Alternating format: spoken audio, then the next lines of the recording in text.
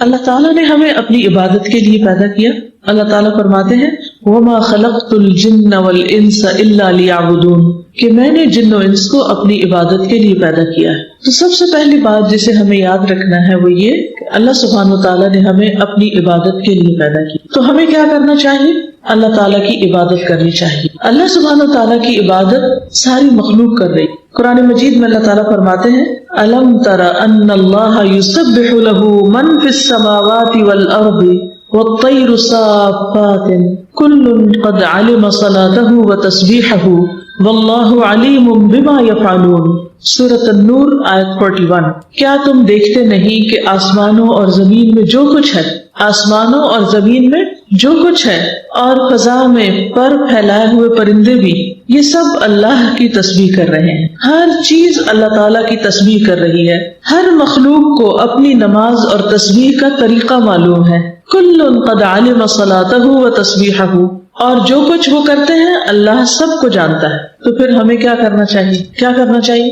اپنی نماز اور تسبیح کا طریقہ معلوم کرنا چاہیے. نہ صرف یہ کہ سب مخلوق تسبیح کر رہی ہے بلکہ اللہ سبحانہ وتعالیٰ کے آگے سجدہ بھی کرتی، اور ان کے سجدے کا طریقہ اللہ تعالیٰ کو معلوم ہے. سورۃ الرعد 15 میں اللہ تعالیٰ فرماتے ہیں وَلِلَّهِ يَسْجُدُ مَن فِي السَّمَاوَاتِ وَالْأَرْضِ طَوْعًا وَكَرْهًا وَظِلَالُهُم بِالْغُدُوِّ وَالْآصَالِ. آسمانوں اور زمین میں جتنی بھی چیزیں ہیں خوشی اور ناخوشی سے اللہ کو سجدہ کر رہی ہیں، لیکن کر سب رہے ہیں. چیزوں کے سائے بھی صبح و شام سجدہ ریز ہوتے ہیں.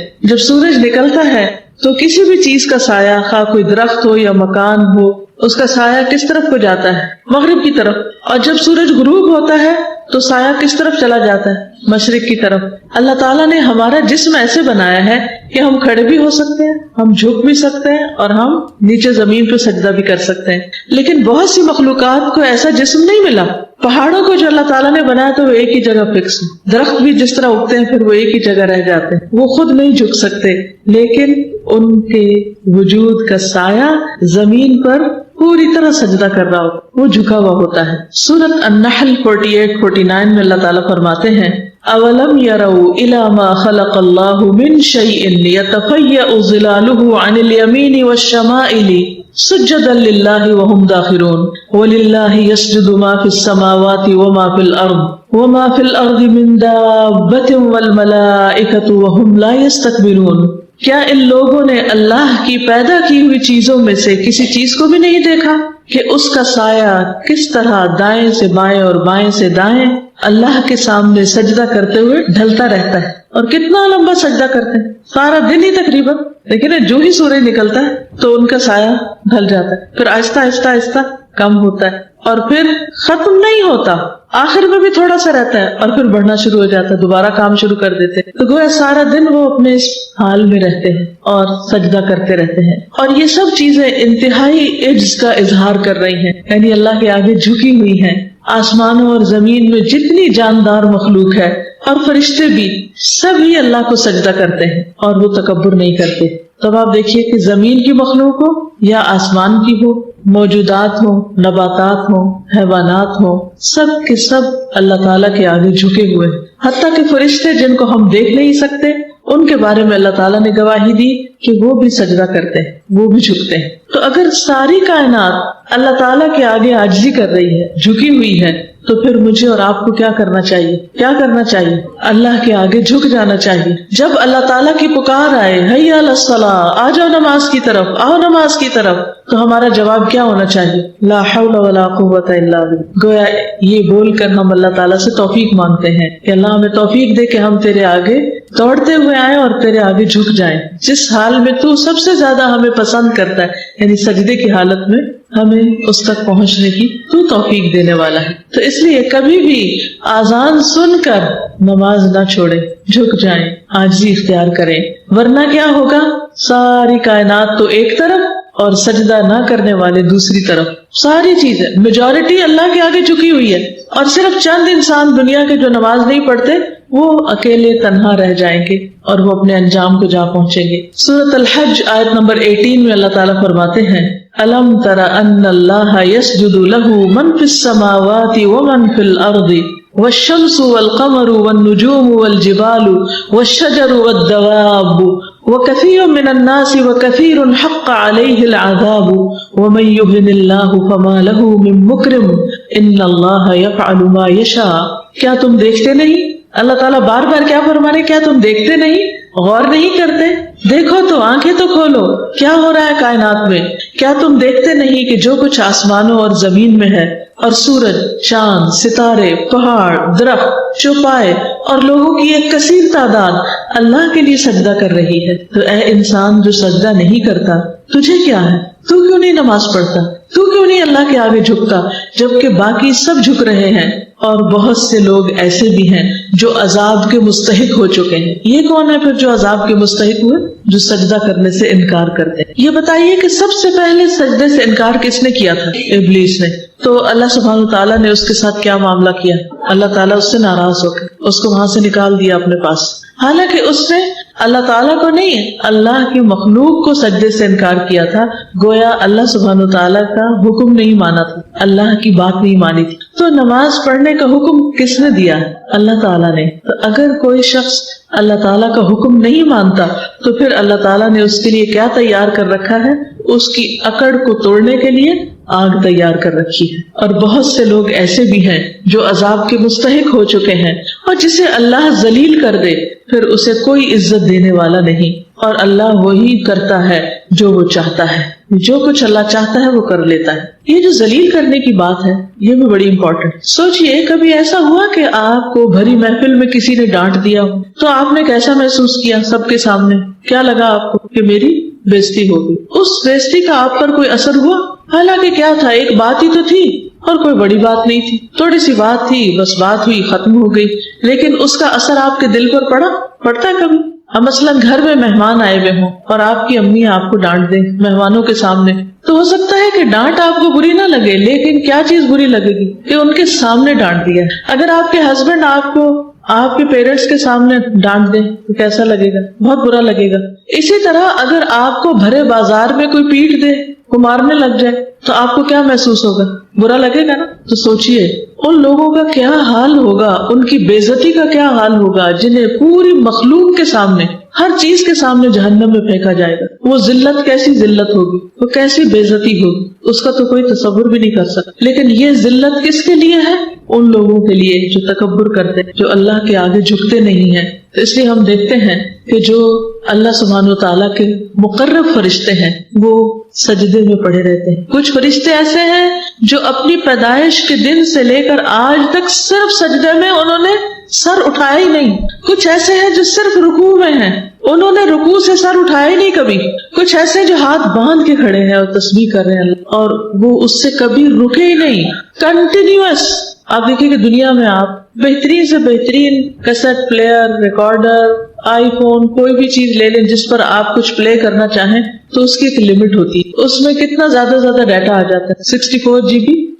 پھر کیا ہوتا ہے؟ وہ بھی بھر جاتا ہے۔ آپ کوئی بھی چیز اگر پلے کرنا چاہیں ایک دن رات لگی رہے گی، کچھ عرصہ لگی رہے گی، پھر اس چیز کی بیٹری ختم ہو جائے گی، پھر اس میں کوئی خرابی واقع ہو جائے گی، وہ ہیٹ اپ ہو جائے گی اور کام ختم۔ کوئی چیز دنیا میں پرماننٹلی کام نہیں کرتی، لیکن اللہ سبحانہ تعالیٰ کی ایسی مخلوق ہے جو پرماننٹلی بغیر تھکے، وہ تھکتے بھی نہیں، وہ ہم لا یفترون، رکتے بھی نہیں، وہ بور بھی نہیں ہوتے، اور وہ مسلسل نماز پڑھ رہے ہیں۔ انہیں کوئی اور کام کرنے کو ہے ہی نہیں، وہ چاہتے ہی نہیں، اور ان کا کسی اور چیز میں دل ہی نہیں لگتا سوائے اس کے جس کے لیے اللہ نے ان کو پیدا کیا۔ پھر اس کے بعد آپ دیکھیں کہ انسانوں میں سے جو انبیاء ہیں، اللہ تعالیٰ کے محبوب بندے، مقرب بندے، وہ سب سے زیادہ نماز کی فکر کیا کرتے تھے۔ نبی صلی اللہ علیہ وسلم نے فرمایا کہ ان انبیاء پر جب کوئی پریشانی آتی تو وہ نماز کی طرف متوجہ ہوتے۔ پھر اللہ سبحانہ تعالیٰ نے پیغمبروں کو نماز کی پابندی کا حکم بھی دیا۔ کچھ یاد ہے قرآن مجید کی کوئی آیت کہ کسی پیغمبر کو اللہ تعالیٰ نے نماز کا حکم دیا ہو؟ نبی صلی اللہ علیہ وسلم کو فرمایا گیا وَاسْجُدْ وَاقْتَرِبْ وَاسْتَعِینُوا بِالصَّبْرِ وَالصَّلَاةِ اور وَأْمُرْ أَهْلَكَ بِالصَّلَاةِ وَاصْطَبِرْ عَلَيْهَا۔ یہ کس پیغمبر کو حکم دیا گیا تھا؟ نبی صلی اللہ علیہ وسلم کو۔ حضرت عیسیٰ علیہ السلام کو زندہ رہنے تک نماز کی وصیت کی گئی تھی۔ سورۃ مریم میں اللہ تعالیٰ فرماتے ہیں قال انی عبد اللہ آتانی الکتاب وجعلنی نبیا وجعلنی مبارکا اینما کنت واوصانی بالصلاة والزکاة ما دمت حیا. عیسیٰ علیہ السلام نے کہا بے شک میں اللہ کا بندہ ہوں، اس نے مجھے کتاب دی اور مجھے نبی بنایا اور مجھے بابرکت بنایا جہاں بھی میں ہوں، جہاں بھی میں جاؤں برکتیں ہی برکتیں، اور مجھے نماز اور زکوٰۃ کی وصیت کی جب تک میں زندہ رہوں، یعنی زندگی کے آخری لمحے تک نماز کی پابندی. ابراہیم علیہ السلام بھی اپنی اور اپنی اولاد کی نماز کی فکر کرتے ہیں. سورۃ ابراہیم آیت 40 میں آتا ہے رب اجعلنی مقیم الصلاۃ ومن ذریتی ربنا وتقبل دعا. اے میرے رب مجھے نماز قائم کرنے والا بنا دے اور میری اولاد میں سے بھی اے ہمارے رب اور میری دعا قبول فرما. اور بس آپ دیکھیے کہ نماز کی پابندی کی دعا کرتے ہیں، حالانکہ وہ پیغمبر ہیں پھر بھی فکر کرتے ہیں، اور صرف اپنی نہیں اپنے بچوں کی بھی فکر کرتے ہیں. ہم میں سے بہت سے لوگ خود نماز پڑھ لیتے ہیں، بچے سوئے رہتے ہیں کہتے ہیں ہائے بیچارے، ان کو نہیں اٹھاتے، ان کو نہیں جگاتے. ہم ان کی پڑھائی کی زیادہ فکر کرتے ہیں ان کی نماز سے. کہتے ہیں کہ اگر ان کی نیند ڈسٹرب ہوگی تو پھر یہ پڑھ نہیں سکیں گے، اور اگر پڑھیں گے نہیں تو ان کے نمبر اچھے نہیں آئیں گے، اگر نمبر اچھے نہیں آئیں گے تو اچھی جاب نہیں ملے گی، اچھی جاب نہ ملی تو اچھی جگہ شادی نہیں ہوگی. تو دنیا کے لیے اس قدر بھاگ دوڑ کہ دنیا جنت بن جائے، ہر چیز اچھی ہو جائے، خواہ نماز فوت ہو جائے، خواہ نماز نہ بھی پڑھی جائے. ایک مومن تو ایسا نہیں ہوتا، وہ تو اپنی اور اپنے ساتھ اپنی اولاد کی بھی فکر کرتا ہے کہ وہ نمازوں کی پابند ہو. سورۃ ابراہیم 37 میں وہ کہتے ہیں ربنا انی اسکنت من ذریتی بواد غیر ذی زرع عند بیتک المحرم ربنا لیقیموا الصلاۃ فاجعل افئدة من الناس تہوی الیہم وارزقہم من الثمرات لعلہم یشکرون. اے ہمارے رب بے شک میں نے اپنی اولاد کو اس وادی میں آباد کیا ہے، یعنی ساری دنیا چھوڑ کر بے آب و گیاس بالکل ایک صحرا میں لا کے میں نے اپنی اولاد کو بسایا، جہاں زندگی کی کوئی سہولت نہیں، جہاں کچھ نہیں اگتا. غیر ذی زرع، تیرے حرمت والے گھر کے پاس. کیوں لا کے بسایا یہاں اے ہمارے رب؟ تاکہ وہ نماز قائم کرے. مقصد یہ ہے ان کو ہر چیز سے ہٹا کے یہاں لانے کا کہ یہ تیرے بندے بن جائے، تیری عبادت کرے. آج ہم میں سے کون پیرنٹس ایسے ہیں کہ جو اپنا گھر مسجد کے قریب لیں تاکہ ہمارے بچے سہولت کے ساتھ جماعت سے نماز پڑھ سکیں؟ اور کب کس نے گھر بنا کر یہ کہا اے رب میں نے اپنے بچوں کو یہاں اس گھر میں لا بسایا ہے تاکہ وہ تیری عبادت کرے، اور اس مسجد کے قریب گھر بنایا ہے تاکہ وہ تیری عبادت کے پابند ہو.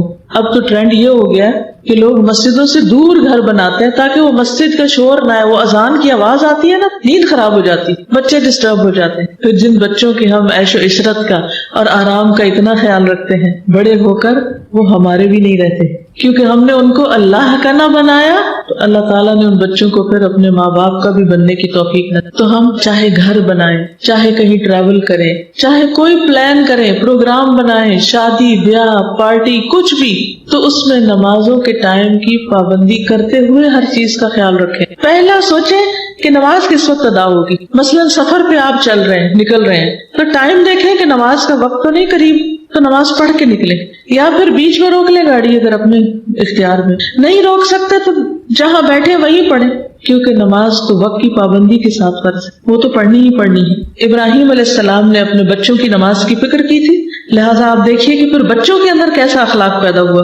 ان کے بیٹے اسماعیل علیہ السلام کے بارے میں سورۃ مریم میں آتا ہے 54 اور 55 وَاذْكُرْ فِي الْكِتَابِ اسماعیل. اس کتاب یعنی قرآن مجید میں اسماعیل کا ذکر کیجئے. انہ کان صادق الوعد، بے شک وہ وعدے کے سچے تھے. یہ ان کی خاص خوبی بیان کی گئی، وعدے کے بڑے پابند تھے. وکان رسولا نبیا، اور رسول نبی تھے. وکان یأمر اہلہ بالصلاۃ، وہ اپنے گھر والوں کو نماز کا حکم دیتے تھے. والزکاۃ، اور زکوٰۃ کی ادائیگی کا حکم دیتے تھے. وکان عند ربہ مرضیا، اور وہ اپنے رب کے نزدیک ایک پسندیدہ انسان تھے. تو ایک پسندیدہ انسان کی خوبیاں کیا ہیں، کیا بتائی گئی کہ وہ کیا کرتا ہے؟ صرف خود نہیں، گھر والوں کو بھی نماز کا حکم دیتا ہے، گھر والوں کی نماز کی بھی فکر کرتا ہے. اور پھر پسندیدہ انسان کان صادق الوعد، وعدے کا سچا، جو کہا اسے کر کے دکھایا. پھر آپ دیکھیے ابراہیم علیہ السلام کی بیوی حضرت سارہ. آپ کو معلوم ہے کہ جب حضرت ابراہیم علیہ السلام نے سارہ علیہ السلام کو ساتھ لے کر ہجرت کی جب ان کو آگ میں پھینکا گیا اور پھر وہاں سے اللہ تعالیٰ نے ان کو بچا لیا تو پھر انہوں نے اس علاقے کو چھوڑ دیا کیونکہ وہاں رہنے کا کوئی جواز نہیں تھا. تو وہ اپنی بیوی اور اپنے بھتیجے یعنی لوط علیہ السلام کو لے کر نکلے.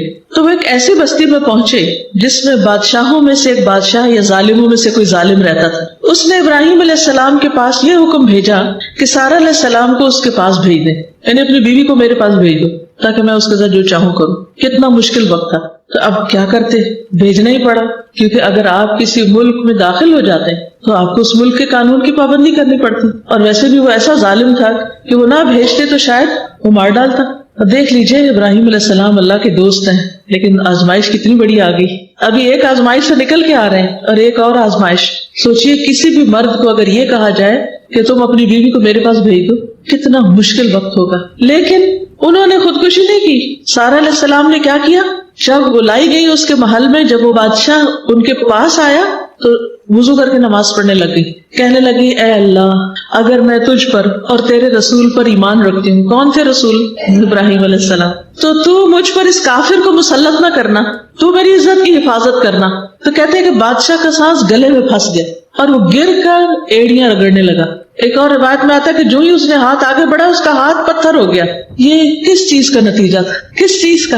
اس نماز کا فائدہ تھا کہ اللہ تعالیٰ کا حکم ہے نا. ابھی آپ نے آیت بتائی کہ وَاسْتَعِینُوا بِالصَّبْرِ وَالصَّلَاةِ، کہ ایسی مشکل آزمائشوں کے وقت کیا کرو، نماز پڑھ کے اللہ سے مدد مانگو. عام طور پر لوگوں کا حال کیا ہوتا ہے، جب مشکل آتی ہے سب سے پہلے نماز ہی چھوڑ بیٹھتے ہیں. وہ اتنے پریشان ہوتے ہیں کہ کہتے ہیں میں تو نماز ہی بھول گئی. اللہ نہ کرے کہ ہماری زندگیوں میں ایسا کوئی وقت آئے کہ ہم نماز بھولیں یا اس سے کوتاہی کریں یا اللہ تعالیٰ سے ناراض ہو کر اللہ کی عبادت چھوڑ بیٹھے. یہ سخت آزمائش ہوتی اور یہ بھی عذاب کی ایک قسم ہوتی کہ جس میں انسان، کئی دفعہ لوگوں نے آپ سے بھی سوال کیا ہوگا، لوگ پوچھتے ہیں کہ آزمائش اور عذاب میں کیا فرق ہوتا ہے، ہمیں کیسے پتا چلے کہ کوئی تکلیف ہمارے لیے آزمائش ہے یا پھر عذاب ہے اللہ کا. اگر کسی تکلیف کے آنے پر ہم اللہ تعالیٰ کے اور قریب ہو جاتے ہیں تو یہ آزمائش ہے. اللہ تعالیٰ اس سے درجے بلند کرنا چاہتا ہے. وہ کسی گناہ کی سزا نہیں ہے بلکہ کیا ہے، ایک امتحان ہے.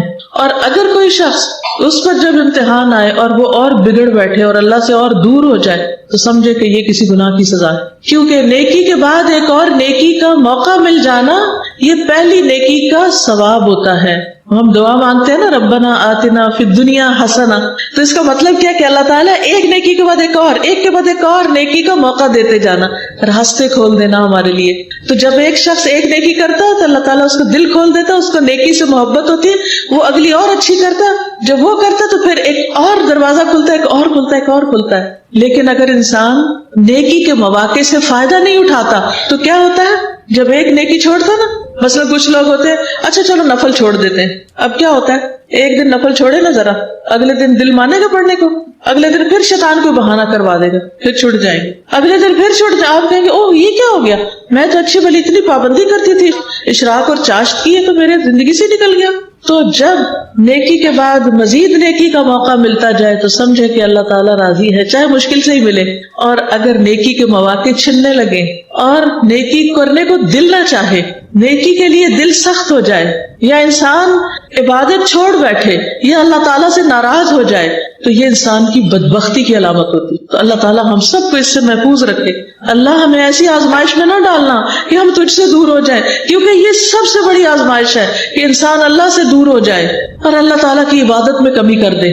تو اس لیے ہر حال میں مشکل ہو کے آسان، چھوٹی ہو کے بڑی، جو میسر ہو نیکی کرتے چلے جائیں. تو بہرحال آپ دیکھیے کہ سارہ علیہ السلام کو اللہ تعالیٰ نے اس نماز کے پڑھنے کی برکت سے ایسی غیبی مدد کی کہ ان کی عزت بھی محفوظ ہوئی. اور اس کے بعد بادشاہ کے پاس ایک اور لونڈی تھی حضرت ہاجر، وہ انہوں نے ان کو گفٹ کے طور پر دے دی. کہا کہ یہ عورت بہت مختلف عورت، یہ کوئی معمولی چیز نہیں ہے، یہ ان کی کرامت تھی. اور پھر اللہ تعالیٰ نے ان کے لیے راستے کھولے اور پھر حضرت ہاجرہ سے حضرت اسماعیل علیہ السلام پیدا ہوئے اور پھر اس سے وہ گھر آباد ہوا جس کی محبت میرے اور آپ کے دل میں ہر وقت تڑپتی رہتی. اور ہم میں سے جب کوئی سنتا ہے نا کہ فلاں حج پہ جا رہا ہے تو دل کا حال کیا ہوتا ہے، جب سنتے ہیں فلاں عمرے پہ جا رہا ہے تو دل کیسے مچلنے لگتا ہے کہ ہم بھی اڑ کے پہنچ جائیں. اللہ تعالیٰ تیرے لیے تو کچھ مشکل نہیں، تو شروع کہاں سے ہوا تھا؟ انہی لوگوں سے نا اللہ نے ان کو اپنی طرف آنے کی وجہ سے اور نیکیوں کا موقع دے دیا. تو کبھی کسی حال میں بھی نماز کو بدنام نہ کرے کہ اچھا ہم نے تو نماز پڑھی تھی، ہماری تو دعا قبول نہیں ہوئی. کیا ہم نے وضو صحیح کیا تھا؟ کیا سجدے صحیح کیے تھے؟ کیا جو کچھ اس میں پڑھا تھا وہ صحیح تھا؟ یہ صرف ایک حاضری لگائی تھی. دیکھیں نا، بہت سے لوگ کہتے ہیں ہم نے نماز پڑھی فائدہ نہیں ہوا. بھائی کیوں نہیں ہوا؟ کیونکہ ریسیپی ٹھیک نہیں تھی. سارے لوگ کیک بناتے ہیں، کیا سب کا کیک ٹھیک بنتا ہے؟ کیوں نہیں ٹھیک بنتا؟ طریقے میں فرق ہوتا ہے نا. تب آپ نے میں تو اتنے پیسوں کا سب کچھ خرید کے لائی تھی، میرا تو کچھ نہیں بنا، آج کے بعد کیک ہی نہیں بنا رہی. نہیں بھائی، اپنے آپ کو ٹھیک کرو، پہلے کیک بنانا سیکھو، پھر صحیح مزہ آئے گا بنانے کا. اگر طہارت ہی ٹھیک نہیں، غسل ہی ٹھیک سے نہیں کرتے، وضو ہی ٹھیک سے نہیں کر رہے، رکوع سجدہ قیام یہی ٹھیک سے ادا نہیں ہو رہا، نماز میں چوری ہو رہی ہے، سطر ہی ٹھیک نہیں، تو کیا نماز پڑھی آپ نے؟ کیونکہ نماز کے تو ادائیگی کی اور قبولیت کے لیے کچھ شرائط ہیں، کچھ آداب ہیں. صرف چند ٹکرے مار لینے کا نام نماز نہیں ہے.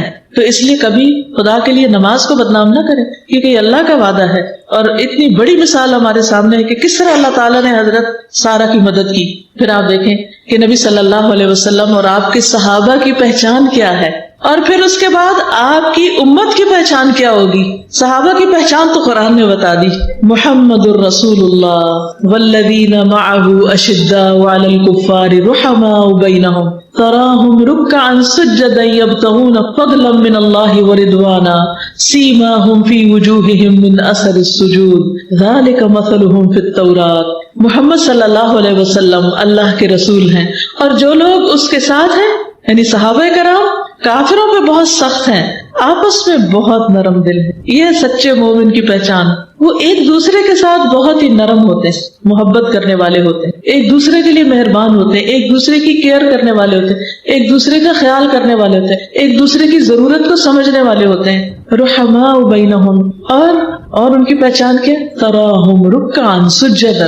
تم ان کو دیکھو گے کہیں رکوع کر رہے ہیں، کوئی سجدہ کر رہا ہے، یعنی ان کو سب سے زیادہ محبت ہی نماز سے ہے. آج آپ دیکھیں لوگ حجاب بھی اوڑھ لیتے ہیں، درس بھی اٹینڈ کر لیتے ہیں، نمازوں کی پابندی نہیں کرتے. کس قدر آفت ہے. یہ کیسا دین ہے جس کا پہلا رکن ہی نماز ہے، پہلی شرط ہی نماز ہے. اور پھر یبتغون فضلا من اللہ ورضوانا، وہ اپنے رب کا فضل اور اس کی رضا ڈھونڈتے رہتے ہیں کہ کس طرح رب کو خوش کر دے، راضی کر دے. سیماہم فی وجوہہم من اثر السجود، سجدوں کی کثرت کی وجہ سے ان کے پیشانیوں پر، ان کے ماتھوں پر امتیازی نشان موجود ہیں. ان کی یہی صفت تورات میں بیان ہوئی ہے کہ محمد صلی اللہ علیہ وسلم کے ساتھ ہی اس طرح ہوں گے. ایک دفعہ کسی نے پوچھا کہ یا رسول اللہ صلی اللہ علیہ وسلم، آپ ہمیں تو پہچانتے ہیں، لیکن آپ کے بعد جو آپ کی امت کے لوگ آئیں گے آپ ان کو کیسے پہچانیں گے؟ تو آپ کو معلوم ہے کہ آپ نے کیا فرمایا کہ سیاہ گھوڑوں کے درمیان اگر ایک سفید گھوڑا ہو تو کیا اس کو نہیں پہچانا جائے گا؟ تو قیامت کے دن لوگوں کے درمیان امت محمد صلی اللہ علیہ وسلم کے جو لوگ ہوں گے وہ اپنے وضو کے اعضاء کی چمک سے پہچانے جائیں گے. قیامت کے اندھیرے میں ان کے چہرے چمک رہے ہوں گے، ان کے بازو چمک رہے ہوں گے، ان کے پاؤں چمک رہے ہوں گے، جہاں چلیں گے چمک ساتھ ساتھ جائے گی. اس چمک کو دیکھ کے نبی صلی اللہ علیہ وسلم پہچان جائیں گے یہ میری امت ہے، اور ان کو بلا لیں گے، آ جاؤ میری طرف آ جاؤ. کیونکہ حشر کے میدان میں بڑی سخت گرمی ہوگی، شدید پیاس ہوگی، تو آپ ان کو حوض کوثر سے پانی پلائیں گے. نبی صلی اللہ علیہ وسلم کا طریقہ کیا تھا کہ آپ کو جب کوئی غم لاحق ہوتا تو نماز پڑھنے لگتے تھے. اکثر لوگ یہ پوچھتے ہیں، بڑی اہم بات ہے سننے کی، کہ غم کے مارے، پریشانی کے مارے ہمارا دل ڈوبا جا رہا ہے، ہم کریں کیا؟ ہمیں کوئی وظیفہ بتائیں، کوئی طریقہ بتائیں. بتائیے مجھے نبی صلی اللہ علیہ وسلم غم کے وقت کیا کرتے تھے؟ یاد رہے گا، غم، دکھ، تکلیف، پریشانی، گھبراہٹ، بے چینی، ڈپریشن، علاج نماز ہے. نفل پہ نفل پڑھتے چلے جائیں، پڑھتے جائیں، پڑھتے جائیں، پڑھتے جائیں، آپ ٹھیک ہو جائیں گے، آپ کی بیماریاں ٹھیک ہو جائیں گی. کیا آپ کو پتا ہے کہ رات کی نماز لمبی کیوں ہے؟ عشاء کی کتنی رکعتیں پڑھی جاتی ہیں؟ جو پوری پڑھتے ہیں وہ 17 پڑھتے ہیں. اگر ہر رکعت 2 منٹ میں پڑھی جائے تو کتنے منٹ لگے گے؟ 34. گویا آدھا گھنٹہ تو کہیں نہیں گیا. اس کا مطلب یہ ہے کہ اگر کوئی شخص سونے سے پہلے آدھا گھنٹہ ایکسرسائز کرے تو اس کو نیند آئے گی کہ نہیں آئے گی؟ آئے گی. وہ اتنا تھک جائے گا کہ بستر پہ پڑتے ہی سو جائے گا، اور صرف جسمانی طور پہ نہیں تھکے گا، ساتھ ذکر بھی کر رہا ہوگا. اب بہت سے لوگ کہتے ہیں ہمیں نیند نہیں آتی، گولیاں کھانی پڑتی. اس کی ایک بڑی وجہ یہ ہوتی ہے کہ نماز ٹھیک نہیں ہوتی. نیند نہ آنے کے کئی اور اسباب بھی ہو سکتے، بیماری بھی ہو سکتی، لیکن اگر اگر آپ یہ نسخہ ٹرائی کریں کہ عشاء کی نماز کو اچھے سے لمبا کر کے یا زیادہ قرات کر کے لمبے سجدے کر کے پڑھیں اور اس کے بعد آپ دیکھیں کہ کیسے نیند آتی ہے، گولیاں چھٹ جائیں گی ساری۔ مغیرہ کہتے ہیں کہ نبی صلی اللہ علیہ وسلم اتنی دیر تک کھڑے ہو کر نماز پڑھتے رہتے کہ آپ کے قدم یا پنڈلیوں پہ ورم آ جاتا، پاؤں سوج جاتے۔ جب آپ سے اس کے متعلق پوچھا جاتا کہ آپ کے پاؤں کیوں سوج گئے ہیں اور آپ اتنا کیوں کھڑے ہوتے ہیں، تو آپ فرماتے کیا میں اللہ کا شکر گزار بندہ نہ بنوں؟ گویا نماز اللہ تعالیٰ کا شکر ادا کرنے کا طریقہ ہے۔ کیا ہے؟ نماز اللہ سبحانہ وتعالیٰ کا شکر ادا کرنے کا طریقہ ہے۔ پھر آپ دیکھیے کہ سخت بیماری میں بھی آپ نماز کی فکر کرتے تھے۔ عبید اللہ بن عبداللہ کہتے ہیں کہ ایک مرتبہ میں عائشہ رضی اللہ تعالیٰ عنہا کی خدمت میں حاضر ہوا اور عرض کیا کہ آپ مجھے رسول اللہ صلی اللہ علیہ وسلم کے مرض الوفات کے بارے میں کچھ بتائیں، پھر جب آپ کا انتقال ہوا تو اس وقت کی کوئی کیفیت بتائیں، کوئی بات بتائیں۔ انہوں نے کہا کیوں نہیں، رسول اللہ صلی اللہ علیہ وسلم کی طبیعت جب بوجھل ہوتی یا بوجھل ہو گئی، یعنی آپ کی طبیعت خراب ہو گئی، تو آپ نے پوچھا کیا لوگ نماز پڑھ چکے؟ شدید بخار تھا اور آپ ایک غنودگی کی کیفیت میں تھے، ذرا سے آپ کو ہوش آتی تو پوچھتے نماز ہو گئی؟ ہم نے کہا نہیں یا رسول اللہ، وہ آپ کا انتظار کر رہے ہیں۔ تو آپ نے فرمایا اچھا میرے لیے ٹب میں پانی رکھو۔